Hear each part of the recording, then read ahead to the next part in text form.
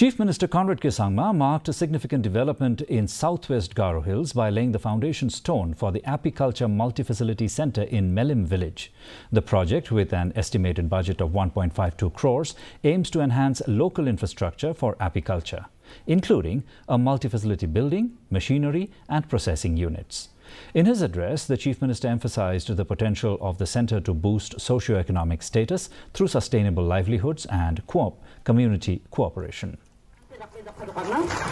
Aron na isman society ni muksong anirang ko aron may rakki makangsin na isman kam ka na sansinga yarang ko ditelo ang na July ni tarik ni meetingo ang na ditelo para kaha. Undi ka ba nga waplak ko knay na men ko siyo nga may na iyarang ko kaachi at singat sini manderang na namgapan sing cholang ko naman game. Meghalaya Governor Phagu Chauhan